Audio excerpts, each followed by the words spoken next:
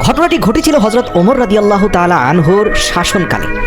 রিওয়ায়াতে এসেছে এক খুবই ফরেজগার ব্যক্তি, তিনি দেখতে অত্যন্ত সুদর্শন ছিলেন। তো মুসাফির হয়ে তিনি মদিনা মুনাওয়ারার মসজিদের পাশে বেশ কিছুদিন অবস্থান করছিলেন এবং রাসূল সাল্লাল্লাহু আলাইহি সাল্লামের কবর নিয়মিত জিয়ারত করতেন এবং দুই হাত তুলে এত আবেগ নিয়ে কান্নাকাটি করতেন যা মানুষের দৃষ্টিতেও এসেছিল। এমনকি হযরত ওমর রাদিয়াল্লাহু তাআলা আনহু রাস্তা দিয়ে যাওয়ার সময় বেশ কয়েকদিন এই সুদর্শন পুরুষের দিকে নজর পড়ে। তো এই ব্যক্তি রাসূল সাল্লাল্লাহু আলাইহি ওয়াসাল্লামকে এতটাই ভালোবাসতো যে তার মুখের ভাষাগুলো শোনার জন্য অসংখ্য মুসলিম তার মুনাজাতের সময় চারপাশে ভিড় করত।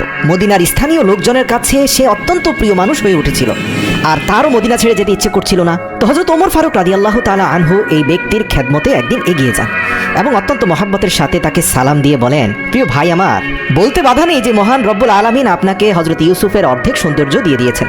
আমি জানি আপনি একজন মুসাফির ব্যক্তি, যদি আপনার কোনো জিনিসের প্রয়োজন হয় তাহলে আপনি নিঃসন্দেহে আমাকে বলবেন। কিন্তু সেই ব্যক্তি বলতে লাগলো, যে মহান রবকে তুমি মান্য করো সেই মহান রবকে আমিও মান্য করি, আর নিঃসন্দেহে তিনি সব কিছুর মালিক, তাহলে আমি কেন তোমার কাছ থেকে কিছু চাইবো?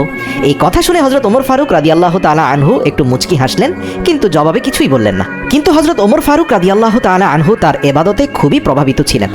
তো আপনাদের জানিয়ে রাখি যে এর কিছুদিনের মধ্যেই হজের সময় চলে এসেছিল, আর এমন সময় যারা মদিনায় বসবাস করত তারা হজের জন্য মক্কার দিকে রওনা হওয়ার জন্য কাফেলাবদ্ধ হয়ে রওনা দিত, এবং তাদের মধ্যে এই ব্যক্তিটিও প্রস্তুত হয়ে গেল যাতে সে কাফেলার সাথে যুক্ত হয়ে মদিনা থেকে মক্কার উদ্দেশ্যে হজের জন্য যেতে পারে।